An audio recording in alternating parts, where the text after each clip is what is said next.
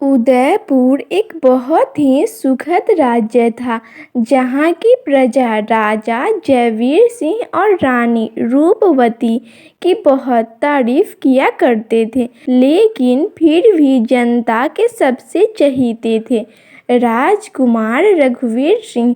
और क्यों न हो, राजकुमार थे भी वैसे।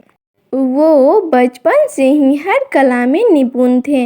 महाराज अपने बेटे को शस्त्र चलाना सिखाते थे और दूसरी ओर महारानी अपने बेटे को वेदों का ज्ञान देती थी। महारानी कहती है कि इंसान का सबसे बड़ा और सबसे पहला फर्ज है इंसानियत। उसके दिल में दया, करुणा और प्रेम की भावना भरपूर होनी चाहिए।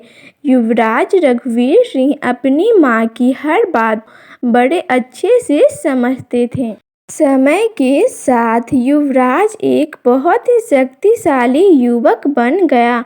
उसका शास्त्रों का ज्ञान प्रशंसाजनक था। सटीक निशाना, फुर्तीली तलवारबाजी, सब कुछ बहुत ही प्रशंसनीय था। राजा एक दिन रानी से कहता है, अब युवराज राजा बनने के योग्य हो गए हैं। तब रानी ने कहा, हाँ, और अब उनकी आध्यात्मिक शिक्षा भी संपन्न हो गई है। तो फिर राजा कहते हैं, तो देर किस बात की है, मैं अभी सबको बुलाकर ऐलान करता हूँ। राजा अपने प्रजा से कहते हैं, हमें बहुत खुशी हो रही है आप सबको यह बताते हुए कि हमारे बेटे युवराज रघुवीर सिंह अब इस लायक हो गए हैं कि वो हमारी राजगद्दी संभाले। हम ये ऐलान करते हैं कि आज से 6 माह बाद युवराज रघुवीर सिंह राजा रघुवीर सिंह बन जाएंगे। एक और बात, युवराज का राज तिलक होने से पहले उनके विवाह की शहनाई पूरे राज्य में गूंजेगी। इस ऐलान के बाद युवराज रघुवीर के लिए अलग अलग राज्यों से राजकुमारियों के रिश्ते आने लगे। रानी कहती है, इतनी सारी राजकुमारियां, आखिर किसे तुम्हारी रानी बनाए। तब राजकुमार कहते हैं, ये तो बहुत ही सरल है माँ, आप सभी राजकुमारियों को यहाँ बुलाइए और उनकी परीक्षा लीजिए और जो उनमें से आपको भा जाए उसे ही रानी बना दीजिए। रानी कहती है, सुझाव तो बहुत ही अच्छा है महाराज, सभी राजकुमारियों को महल में आने का आप निमंत्रण भेज दीजिए, मैं खुद उन सब की परीक्षा लूँगी। राजा कहते हैं, ठीक है फिर। थोड़े दिनों के पश्चात एक एक करके 5 राजकुमारियां दरबार में पधारी। सभी राजकुमारियों ने राजा और युवराज को प्रणाम किया। राजा बोला, आप सभी का हमारे महल में बहुत स्वागत है। आप लोग सभी रानी महल की ओर जाएं, वहाँ रानी माँ आपका इंतजार कर रही है। 5 राजकुमारियाँ रानी महल की तरफ चलने लगी।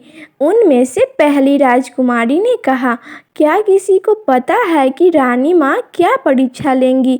दूसरी राजकुमारी ने कहा, नहीं, शायद वो हमसे खाना बनवाएंगी। तीसरी राजकुमारी ने कहा, या कोई बहुत ही मुश्किल सवाल पूछेंगी। चौथी राजकुमारी ने कहा, वो हमें शास्त्र कला में भी परख सकती है। इसी तरह चारों राजकुमारियां रास्ते भर केवल बातें बनाई जा रही थी। लेकिन राजकुमारी सुपर्णा बिल्कुल शांत थी। वो आसपास के वातावरण को देख रही थी। उन्हें रंग बिरंगे फूल बहुत अच्छे लग रहे थे। आखिर 5 राजकुमारियां रानी महल में पहुंची।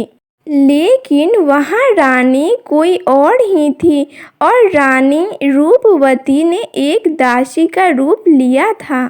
दासी बोली, हम आप सभी का स्वागत करते हैं, हमें खुशी है कि आप यहाँ पर आई। महारानी थोड़ी ही देर में पधारेंगी, तब तक मैं आप सबके लिए शरबत लाती हूँ। वो सब राजकुमारियाँ महल निहारने लगी और रानी रूपवती, जो दासी के भेष में थी, वो उन सब राजकुमारियों को निहारते हुए वहाँ से चली गई। थोड़ी ही देर में वो सब एक दूसरे से बातें करने लगी। देखते ही देखते 2 घंटे बीत गए। पहली राजकुमारी ने कहा, रानी माँ अब तक क्यों नहीं लौटी?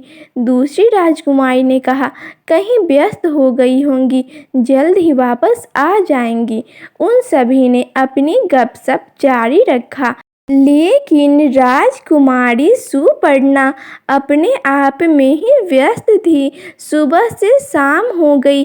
पहली राजकुमारी ने कहा, लगता है रानी माँ हमें भूल गई। दूसरी राजकुमारी ने कहा, क्या हमें यहाँ अपनी बेइज्जती करवाने के लिए बुलाया है? तीसरी राजकुमारी ने कहा, इतना गुस्सा मत करो, शायद वो हमारी परीक्षा लेने की तैयारी कर रही हो। तभी दासी बनी हुई रानी रूपवती वहाँ पर आती है और उन राजकुमारियों से कहती है कि रानी माँ ने आप सभी के लिए एक संदेश भेजा है। ये सुनकर सभी राजकुमारियाँ दासी के पास चली गई। दासी बोली, उन्होंने कहा है कि मैं आप सबको यह शरबत पिलाऊं, तब तक आप उनका इंतजार करिए। सुपर्णा को छोड़कर सभी राजकुमारियां दासी को घूरने लगी और दासी के रूप में आई रानी ने जानबूझकर शरबत सभी राजकुमारियों के कपड़ों पर गिरा दिया। पहली राजकुमारी बोली, अरे! दूसरी राजकुमारी बोली, अंधी हो गई हो क्या? तीसरी राजकुमारी बोली, दासी होकर काम करना नहीं आता। चौथी राजकुमारी, जिसका नाम मनसा था, उसने कहा, मेरी इतनी महंगी ड्रेस तुमने खराब कर दी। इतना कहकर मनसा दासी की ओर आगे बढ़ रही थी। तभी सुपर्णा बीच में आ गई और सुपर्णा ने कहा, रुक जाओ मनसा, उन्होंने यह सब कुछ जानबूझकर नहीं किया है, गलती से हुआ होगा।